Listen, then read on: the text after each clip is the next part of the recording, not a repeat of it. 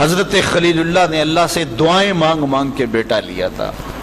عمر کا پچھلا حصہ ہے، اولاد نہیں ہے، اللہ سے دعا مانگتے ہیں، اللہ مجھے اولاد عطا کر دے. رات کے پچھلے پہر اٹھ اٹھ کے دعائیں مانگتے ہیں. خیر اللہ نے کرم فرمایا. حضرت سارہ کے بطن سے تو اولاد نہیں ہوئی، اب حضرت ہاجرہ سے نکاح کیا.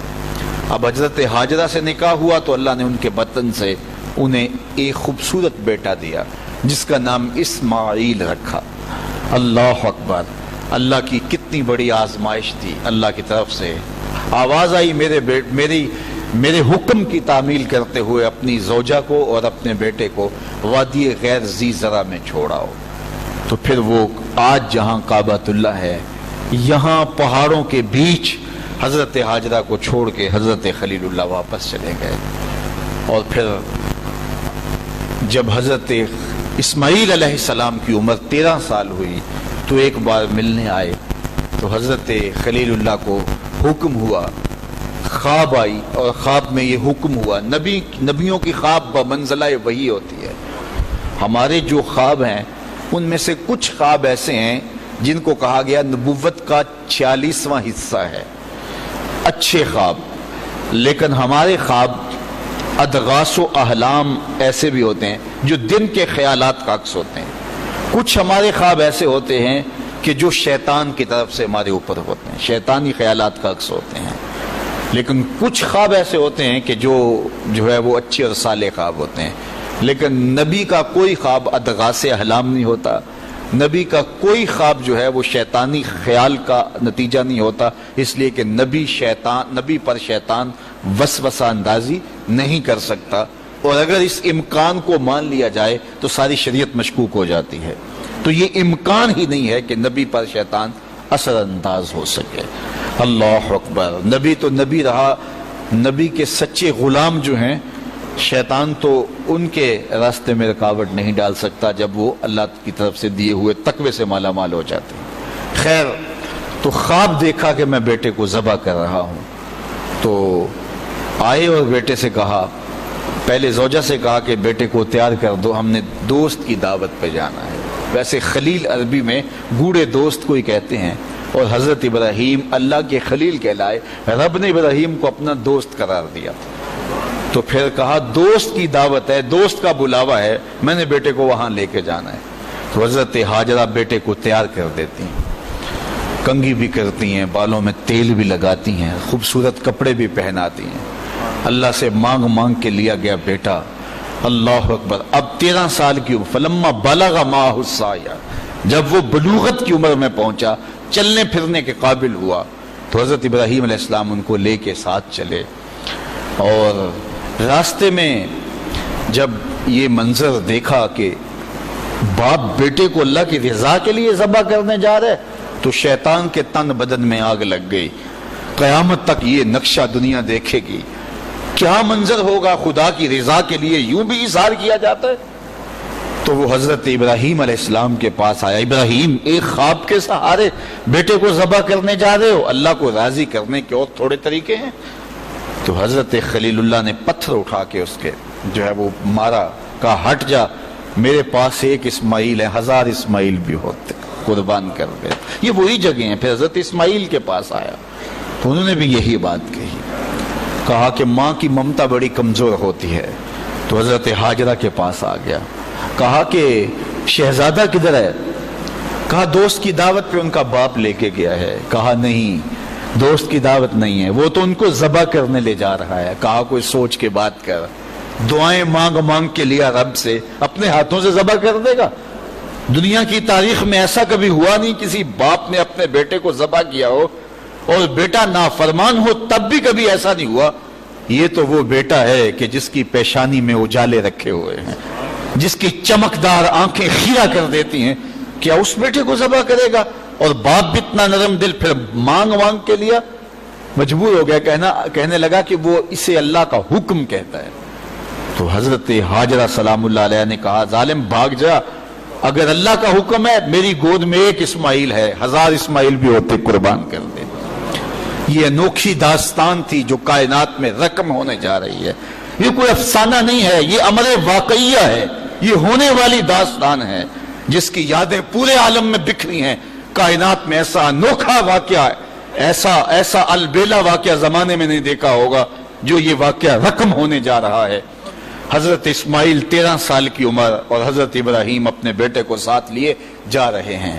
راستے میں میٹھی میٹھی باتیں بھی ہو رہی ہیں. جب منا کی اس وادی میں پہنچے، آج حاجی جو ہے جب وہ رمی جمار کرتا ہے تو وہ کہتا مجھے فون پہ بتا دو کہ میرا جانور ذبح ہو گیا کہ نہیں ہو گیا. اس میں اتنی ہمت نہیں ہوتی کہ اس قربان گاہ پہ چل کے جائے. وہ کہتا ہے تھکن سے چور ہوں. اللہ اکبر، حاجی تجھ سے تو چل کے جائے نہیں جاتا اور شریعت نے تجھے سہولت بھی دے دی، کوئی ضروری نہیں ہے کہ تو وہاں جائے.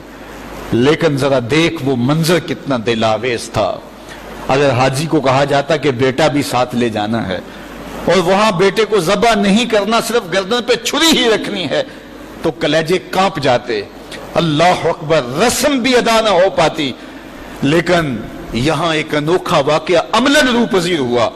فلما بلغ ماہ السعی، جب وہاں پہنچے تو کہا یا بنیا، اے میرے بیٹے. اللہ کتنا میٹھا اور دلاویز انداز تھا. اے میرے بیٹے، یا بنیا، یا بنی نہیں کہا، میرے بیٹے نہیں کہا، بیٹے نہیں کہا، یا بنیا، اے میرے بیٹے.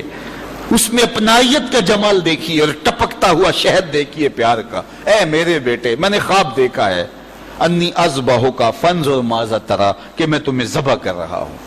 فانظر ماذا تری، اب تو بتا تیری رائے کیا ہے. باپ نہ بتاتا ذبح کر لیتا، لیکن نے بیٹے کو شامل کیا. بتانا، میں نے یہ خواب دیکھا ہے اور نبی کا خواب بمنزلہ وحی ہے. اب تو بتا تیری رائے کیا ہے، مجھے بتائیے. باپ بیٹے کو کہے کہ میں تجھے ذبح کرنا چاہتا ہوں. اللہ اکبر. باپ اپنی مرضی سے بعض اوقات کسی بیٹے کی کسی خدمت کی وجہ سے اس کو تھوڑا سا زیادہ دے دے، یا اس سے شفقت کا رخ زیادہ ہو، یا اس کو کچھ ترجیح دے دے، تو دوسرے بیٹے ناراض ہو جاتے ہیں اور باپ کے خلاف جا کے اپنے چچاؤں سے اور دوسرے رشتہ داروں سے بات کرتے ہیں کہ ہمارا باپ ظالم ہو گیا ہے. یار اس کا روح سخن تھوڑا سا دوسرے بیٹے کی طرف ہوا تو جا کے شور کر دیا اولاد نے کہ میرا باپ ظالم ہو گیا ہے. لیکن ذرا یہاں کہانی دیکھیے، باپ کیا بول رہا ہے. بیٹا میں تجھ کو ذبح کرنا چاہ رہا ہوں. فانظر ماذا تری، مجھے بتا تیری رائے کیا ہے. تو بیٹا کیا جواب دیتا ہے؟ کائنات میں ایسا منظر نہیں دیکھا ہوگا. بیٹا خاموش ہو جاتا، سر جھکا لیتا. یہ بھی بڑی بات تھی، امتثال امر تھا. بیٹا کہتا جی جس طرح آپ نے دیکھا میں تو کچھ نہیں کہہ سکتا. یہ بھی امتثال امر تھا. بیٹا کہتا ٹھیک ہے آپ کر لیجیے جو آپ نے کرنا ہے. تو یہ بھی امتثال امر تھا. لیکن جو بیٹے نے کہا، کائنات نے ایسا منظر یہ بھی نہیں دیکھا ہوگا. بیٹے نے یہ نہیں کہا ہاں کر لیجئے، بیٹے نے یہ نہیں کہا کہ خاموشی اختیار کر لی، گردن جھکا لی. ذرا دیکھیے، بیٹے نے کہا یا آباتے. باپ نے کہا تھا نا یا بنیا، اے میرے بچے، اے میرے بیٹے. تو جب یہ بات سن لی کہ میں تجھے ذبح کرنا چاہتا ہوں تو بیٹے کا لہجہ تبدیل نہیں ہوا. اللہ اکبر. آج بیٹا ہو تو کہے باپ ہو سفاک ہو، لیکن اس کے باوجود لہجہ کہ یا آباتے، اے میرے ابو. ذرا اس سے شہد ٹپکتا ہوا دیکھیے اور اس سے خدمت گاری کا جذبہ دیکھیے. یا آباتے، اے میرے ابو. آگے کیا ہے؟ یا آباتے فعل ما تؤمر، ابو ذبح کیا ہے، جو بھی کرنا ہے کرو. یا آباتے ذبح نہیں کہا، اے ابو ذبح کر دیجئے. ذبح کا جواب ذبح میں دیا جاتا نا، لیکن بیٹا 2 قدم آگے بڑھ گیا. یا آباتے فعل ما تؤمر، ابو ذبح کیا ہے، جو بھی کرنا ہے کیجئے. باقی رہی بات میری، یہ کام آسان تو نہیں کہ گردن پہ چھری چلے اور میں تڑپوں نہ، لیکن اللہ کی مدد ہو تو یہ مشکل بھی نہیں. ستاجدونی انشاءاللہ من الصابرین. آپ دیکھیں گے رب نے چاہا تو صبر کر کے دکھاؤں گا، تڑپوں گا بھی نہیں. باپ رسی بھی ساتھ لے گیا تھا، چھری بھی ساتھ لے گیا تھا. چھری نکالی.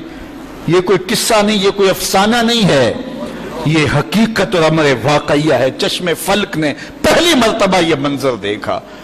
آج حوریں بھی دیکھ رہی تھی، غلمان و رضوان بھی دیکھ رہے تھے، فرشتے بھی جھک جھک کے دیکھ رہے تھے. مالک قیامت آنے والی ہے.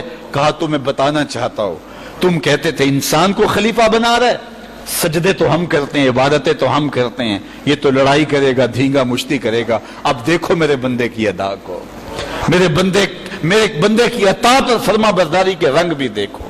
اللہ اکبر. باپ نے بیٹے کو لٹایا، رسیوں سے بدن جکڑ لیا، ہاتھ میں چھری پکڑی ہے. اللہ اکبر. حضرت اسماعیل کو لٹایا. قرآن نے وہ باقاعدہ منظر نکاری کی ہے. فلما اسلما وتلہ للجبین، جب دونوں راضی ہو گئے. کس بات پہ راضی ہو گئے؟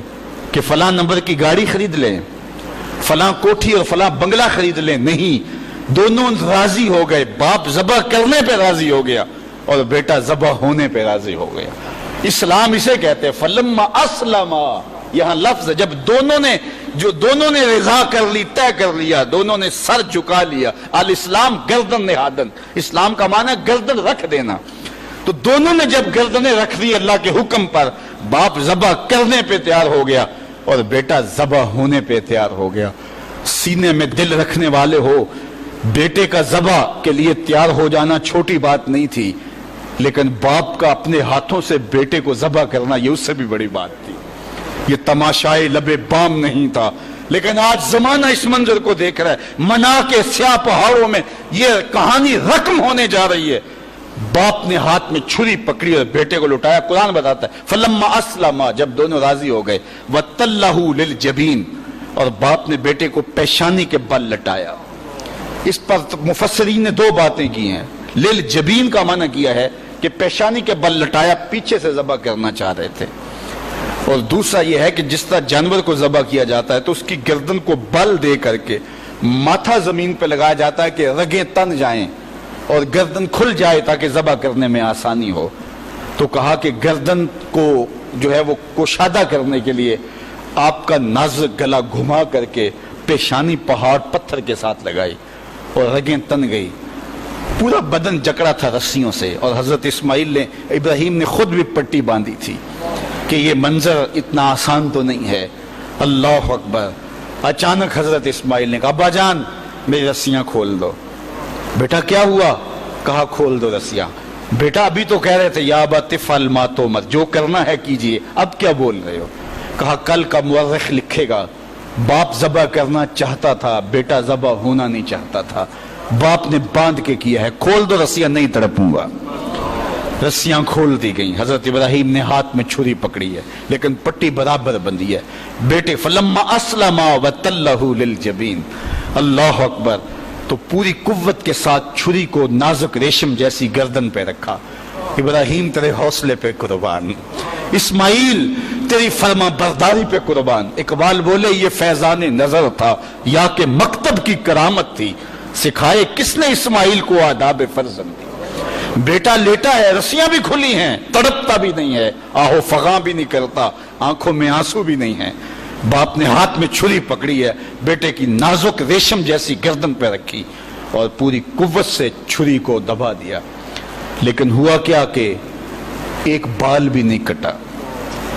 چھری کو پاس پڑے پتھر پہ مارا، لکڑی پڑی تھی، پتھر پڑا تھا، مارا، وہ کٹ گیا. لما تقطع یا سکین، اے سکین ہے چھری تو کیوں نہیں کاٹتی؟ اللہ اکبر. چھری نے زبان حال سے آواز دی ابراہیم الخلیل یامرنی والجلیل ینہانی. خلیل مجھے ایک بار کاٹنے کا کہتا ہے، وہ خلیل، وہ کبیر، وہ رب، وہ جلیل 70 بار کہتا ہے خبردار ایک بال بھی کاٹا. کہا تیرا کام تو کاٹنا تھا. چھری بولی آگ کا کام بھی تو جلانا تھا. جس نے آگ کو جلانے سے روکا آج اس نے مجھے کاٹنے سے روک دیا.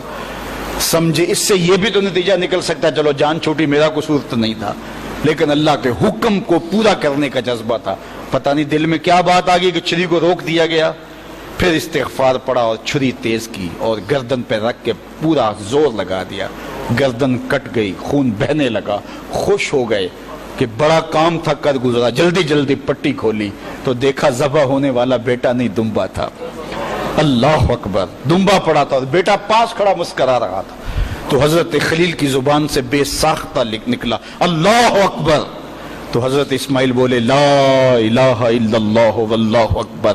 پاس جبریل کھڑے تھے، کہا اللہ اکبر وللہ الحمد. آواز آئی فلما اسلما وتلہ للجبین ونادیناہ ان یا ابراہیم قد صدقت الرؤیا انا کذالک نجزی المحسنین. آواز آئی ابراہیم تو نے واقعی خواب پورا کر دکھایا. تو نے تو اپنے گمان میں بیٹے کی گردن پہ چھری چلائی، لیکن یہ ہم نے اس وقفے میں دمبا رکھ دیا. تم نے واقعی خواب پورا کر دکھایا. وفدیناہ بذبح عظیم. ہم نے ان کے جو ہے بدلے میں ایک دمبا دے دیا اور ہم نے اس کو پچھلوں کے لیے سنت رکھ دیا۔ آج منا کی وادی میں حاجی وہاں جا کے دمبے کی گردن پہ چھری پھیر رہا ہوتا ہے، وہ یادگار آج اس مذبح پہ، آج اس منصب پہ جہاں بیٹے کی قربانی کے لیے حضرت خلیل چھری ہاتھ میں لیے کھڑے تھے، آج 40 لاکھ جانور قربان ہو رہے ہیں اور پوری دنیا کے اوپر قربانیاں ہو رہی ہیں۔ اللہ اکبر، وہاں آواز آتی ہے سلام علی ابراہیم، اے ابراہیم تیرے اوپر سلام۔